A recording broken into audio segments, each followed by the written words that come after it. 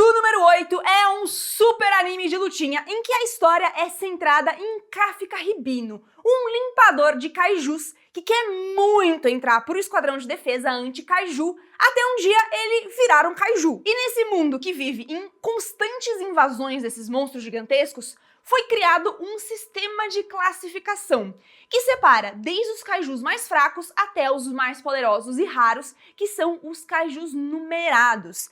Aqueles que são tão únicos que eles recebem uma numeração para facilitar a identificação deles. E hoje eu vou explicar aqui para vocês cada uma dessas classificações e cada um desses kaijus numerados, o que eles eram, o que aconteceu e também as armas que eles viraram, porque quando um kaiju é derrotado, muitas vezes ele é transformado em uma arma e essas armas numeradas são as mais poderosas. Mas antes de começar esse vídeo, não se esqueça de dar um like, se inscrever no canal e ativar o sininho para não perder nenhuma das atualizações que a gente está trazendo aqui no canal dos mundos games e animes. E já vou avisando aqui que vai ter um pouquinho de spoiler sim nesse vídeo, especialmente se você acompanha apenas o anime, tá? E vamos para a classificação mais baixa. Antes de mais nada, cada kaiju passa por uma identificação inicial que vai medir o seu nível de poder ou fortitude, que é um número que vai variar de 0 a 10. Essa classificação não se baseia apenas nesses níveis de poder, mas também na função que eles desempenham dentro de uma horda de kaijus. Na categoria mais baixa, então, nós temos os Yojus, que traduzindo significa besta residual, que são os kaijus menores e mais numerosos. Eles podem até conseguir se reproduzir, mas eles sempre seguem os Honjus e geralmente têm um nível de poder abaixo de 6. E assim, eles até podem exceder esse nível, mas enquanto eles estiverem seguindo um Honju, eles ainda são considerados Yoju. E aí vem os Honjus, que podem ser traduzidos como besta principal. São os maiores e mais poderosos, além de guiarem e criarem os Yojus. Então eles têm essa função meio de liderança dentro da horda de kaiju. O nível de poder deles é sempre maior do que 6 e geralmente precisa de um capitão para conseguir matar um sozinho. Chegando nos Daikaiju, que podem ser traduzidos como monstro grande, é uma categoria de kaiju especialmente forte, com um nível de poder acima de 8. Esse nível de poder já não tem mais uma ligação tão forte com o tamanho deles, já que para os Yojus e os Honjus, o tamanho é um grande fator ali na classificação e nível de poder. Eles também podem agir como Honjus e ter sua pequena horda de Yojus que geralmente não agem sozinhos. E aí, finalmente, chegamos nos kaijus numerados, que são Daikajus excepcionalmente fortes, com nível de poder acima de 9. Eles recebem essa numeração especial porque geralmente eles levam um bom tempo para serem eliminados.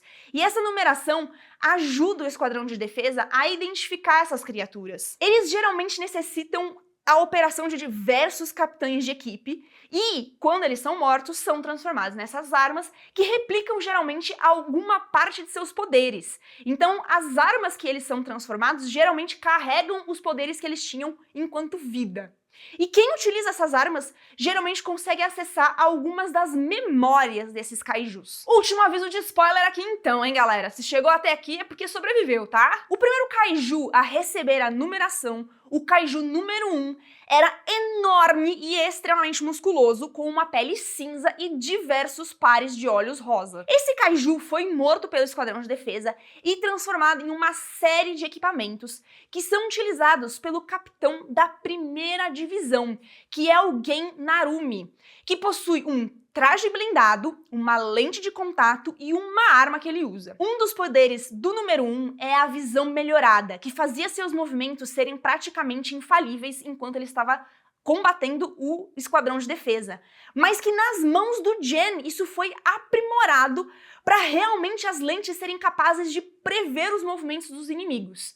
Então, os kaijus, além de transportarem esses poderes para as armas, essas armas conseguem ser aprimoradas de acordo com o poder de cada um de seus usuários. O kaiju número 2, também conhecido como Kaiju da Destruição, era um enorme monstro meio réptil com 14 olhos amarelos e um imenso poder, capaz de emitir ondas sonoras e tiros elétricos. Depois de morto, ele foi convertido na arma que o Isao Shinomiya, o diretor-geral da Força de Defesa, usa. Essa arma é basicamente duas manoplas que ele usa no anime para testar a força de vontade do Kafka quando descobrem que ele é um kaiju.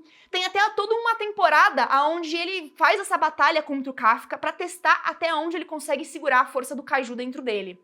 Nessa batalha a gente vê a força enorme que essa arma tem, e inclusive é dito que apenas o Isao conseguiu tancar a arma do número 2. E se vocês assistiram toda a segunda temporada, já sabem que tanto o Isao quanto a arma do número 2 são absorvidas pelo kaiju número 9, fazendo com que o número 2 meio que ressurja, ainda que grudado no número 9 e com uma forma um pouquinho menor. Atualmente, ele existe apenas nessa forma absorvida e não possui mais as armas numeradas. Não há nenhuma informação sobre o kaiju número 3. Em algum cantinho da internet ali, eu consegui achar uma frase que dizia que ele tinha sido transformado em uma arma, mas isso não tem confirmação, tá, gente? Já o kaiju número 4 é um enorme monstro voador que se parece muito com uma centopeia. Ele foi morto e transformado no traje que a Hikari Shinomiya usa durante a sua vida e mais tarde é passado para sua filha, a Kikoro. É importante frisar aqui que apenas o traje da Kikoro usa parte do kaiju número 4, enquanto o machado dela é feito de um honju, tá? Não é uma arma numerada. Esse traje faz com que o usuário atinja velocidades absurdas, além de ter asas nas costas que permitem que o usuário voe livremente e em alta velocidade. Essa arma, inclusive, parece se lembrar vividamente da Hikari e constantemente traz fantasmas dela pra Kikoro enquanto ela tá utilizando a arma.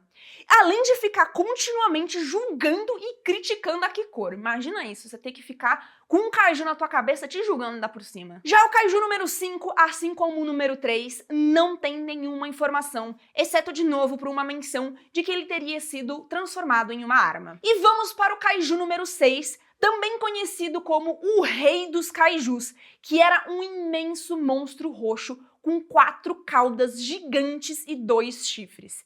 Esse é o kaiju que matou a mãe da Kikoro, a Hikari Shinomiya. Ele tinha um nível de poder de 9,6, o segundo maior já registrado, e causou diversos cataclismas junto com seus honjus, matando mais de 200 soldados da Força de Defesa e destruindo metade do Japão. Atualmente, ele foi transformado também em uma arma, que na verdade é um traje, e uma das habilidades do kaiju número 6 é relacionada ao gelo, já que ele foi capaz de causar uma tempestade de neve enquanto destruiu o Japão, e seu traje também possui uma habilidade de energia fria. O traje criado a partir do número 6 era tão poderoso, mas tão poderoso, que ninguém conseguia usar e passou por anos em um galpão. Mas agora está com Reno Ishikawa, que usa ele também junto com um canhão para acompanhar esse traje. Mas o canhão não faz parte do número 6, tá? Não temos informações a respeito do kaiju número 7, além do fato de que ele também foi transformado em alguma arma. E finalmente chegamos no nosso querido protagonista, o kaiju número 8, Kafka Ribino. Ele tem o maior nível de poder já registrado na história dos kaijus, com um nível impressionante de 9,8. E ele foi transformado e se tornou um híbrido depois que um kaiju entrou pela boca dele e os dois se fundiram. E como vocês viram no anime, ele consegue meio que controlar essa transformação dele de kaiju, conseguindo ter apenas algumas partes transformadas ou então o corpo completo. Ele também está tendo e vai ter uma super jornada para aprender a usar todos os seus poderes, mas em um dado momento, ele descobre que quanto mais tempo ele fica em sua forma de kaiju, mais o seu corpo se transforma em kaiju sem a possibilidade de voltar. E aí também, pelo fato dele ser um kaiju, na sua forma humana, ele é um dos soldados mais fracos da Força de Defesa, mal conseguindo chegar a 1% do poder de seu traje. E no fim, ele acaba entrando na Força de Defesa porque o Shoshiro Hoshina lá, o vice-capitão da 3ª divisão, achou ele um cara engraçado. Coitado dele, realmente é uma história meio trágica. O Kaiju número 9, um dos principais vilões da série, aparece bem no comecinho da primeira temporada, com poucos poderes e disfarçado de humano. Ele tem um plano para conseguir retomar o poder que os humanos roubaram dos Kaijus e está determinado a acabar com a força de defesa, atacando eles constantemente, mesmo que ele tenha que recuar de vez em quando para bolar novos planos. E assim, essa retomada é muito baseada nessas armas que os humanos criaram a partir dos Kaijus. A primeira vez que ele aparece, ele tem uma força de 8,5, mas quando ele absorve o Kaiju número 2 em formato de arma, ele chega a atingir 9,5 de força e é considerado o novo rei dos Kaijus. E ele opera praticamente como um vírus, ele tem essa capacidade de absorver os outros Kaijus e evoluir de uma forma extremamente rápida, assimilando novos poderes no caminho que fizeram seu nível de poder ir gradualmente subindo. Além disso, ele consegue assumir qualquer forma, o que dificulta muito a sua identificação. E por conta disso, ele é considerado uma das grandes ameaças à força de defesa. Ele claramente é um dos Kaijus com a maior quantidade de poderes ali, completo na tabela praticamente, então realmente uma grande ameaça. O Kaiju número 10 é um protótipo criado pelo Kaiju número 9 e é o grande responsável pelo ataque à base da terceira divisão, que resultou na destruição completa da base e na revelação de que Kafka era um Kaiju. O número 10 é um Kaiju humanoide que durante a batalha assume sua forma gigante e força o Kafka Ribino a se revelar para poder proteger seus colegas da terceira divisão. E esse é o gatilho para o arco do Kaiju capturado, em que são feitos diversos testes em Kafka, enquanto todos os outros oficiais da terceira divisão precisam ser realocados para outros lugares, já que a base deles vai ter que ser reconstruída, separando ali o grupo principal de protagonistas da primeira temporada. Depois de derrotado, ele é transformado em uma arma que é novamente um traje de combate e atualmente está guardado. E eu vou parar por aqui, tá? Porque apesar de ter mais kaijus numerados, a partir desse ponto já é spoiler demais pra quem tá assistindo apenas pelo anime. E fica aqui a dica que tem muito mais por vir e muitos novos inimigos pra Kafka Ribino enfrentar. E se você gostou dessa lista e da explicação dos kaijus, deixa um like aqui nesse vídeo, se inscreve no canal e ativa o nosso sininho. E se tiver alguma coisa que eu expliquei errada aqui, você pode deixar nos comentários, tá? Mas cuidado com os spoilers, beleza? Porque a galera vai vir aqui assistir.